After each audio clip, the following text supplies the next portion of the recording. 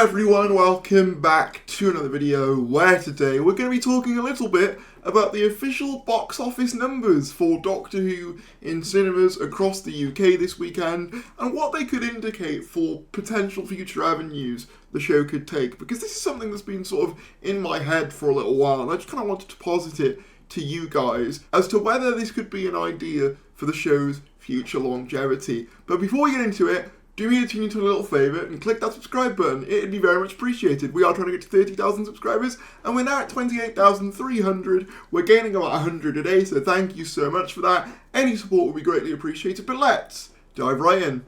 So this is as a result of the Film Distributors Association, the UK and Ireland current top 15, so the top 15 movies of the weekend, and as you can see, Doctor Who placed 8th place with a box office total of £381,725. Now it's worth saying that unlike with most other showings in here, with the exception of I believe the concert on stage thing, Doctor Who was a one-off release for one showing at one day. You know, it's not going to be repeated multiple days. So the fact that it was 8th for the day in terms of the UK box office is very good. But obviously the fact that it made £381,000 in its box office gross is also very good. If we look over to last year, we can see that The Legendary Sunday Empire Death made £364,000 across 276 cinemas and was actually the 4th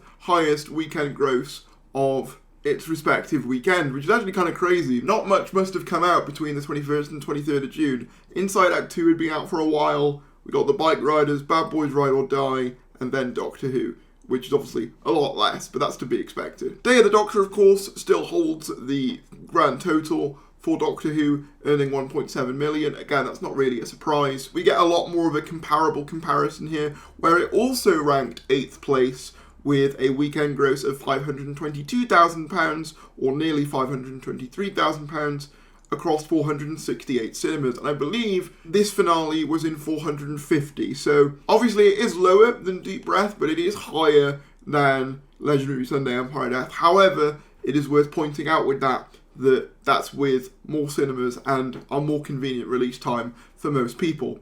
But this kind of got me wondering, you know, £381,000 for a single showing in the UK, in terms of like one time, you know, they didn't repeat it in cinemas all weekend or anything, makes me think that's a pretty tidy chunk of change for Doctor Who to have made. And it makes me wonder if this is something we are going to be seeing moving forwards in terms of Doctor Who. Obviously we know the BBC don't have a ton of money to fund Doctor Who moving forward if Disney do pull out of the deal, which it's looking increasingly likely that they will. However, I think it's worth saying that if Disney do pull out, that would open up the opportunity for international cinema releases, because obviously I assume in its current form Doctor Who would have to remain exclusive to Disney Plus internationally, and obviously having a cinema release internationally would eat into the profits for that.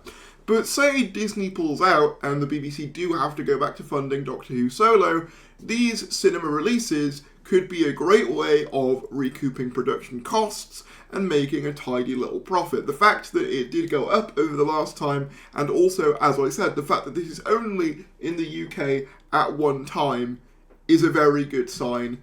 Obviously, I don't know exactly what the splits the cinemas take for these things are. Obviously, ticket prices varied as well. I saw some places selling them for £20, which is insane. But it makes me wonder if the future for Doctor Who could be beyond just television, and that these cinema releases could be a great way of kind of monetizing the show moving forwards. I mean, it's very clear that there is a large captive audience for these cinema screenings. The fact that they're making nearly £400,000 consistently each time is nothing to scoff at, and not many shows could do that. And so I think the BBC will be looking at that and thinking, maybe that's a way we can keep the show kind of profitable and keep justifying paying for it ourselves, even without a streaming partner. Obviously, this is largely speculative on my part, but the fact that they did a cinema release again this year after doing it last year at least somewhat indicates that this was a relatively profitable little venture for them. Makes me wonder why they didn't do it for the 60th. I think it would have been really cool to do like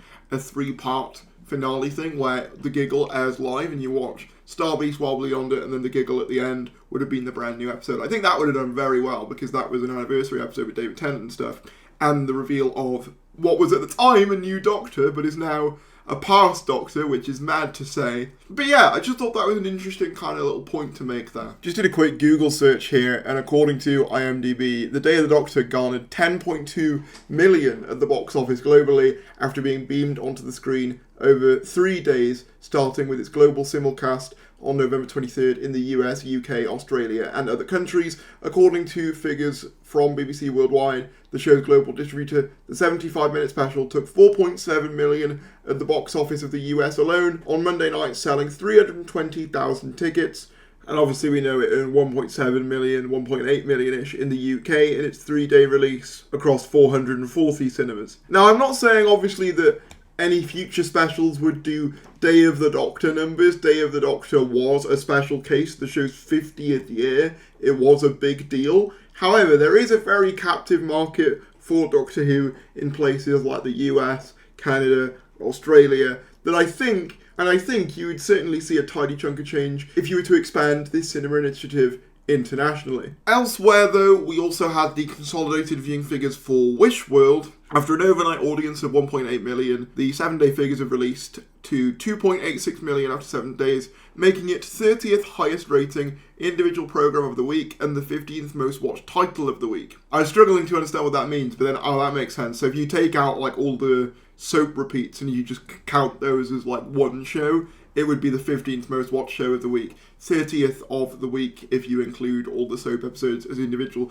I'm glad it broke the top 30, but that's not great. I would have expected a little bit more, especially considering that the overnights were higher than for the likes of episode 5, which consolidated to around a similar number. Same goes for episode 4 as well. It makes me think that this is probably going to be where this era bottoms out, obviously around kind of the 2.8 million, 2.7 million mark. That's kind of your low point, and then your high point, obviously, if you look at all the figures, at least in terms of 7 days, is like sort of 4-ish million for normal episodes, and 5, 6, 7 million for specials. That's your kind of baseline, it seems like. I'll be interested to see what episode 8 consolidates to, because that was the second highest overnights of the series with 2.2. Will it overtake episode 6, 3.75, to become the highest rated of the series?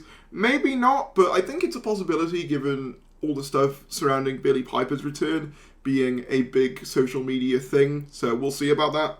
But that's all I have time for. If you did enjoy this video, be sure to give it a like, subscribe if you're new, and I'll see you later.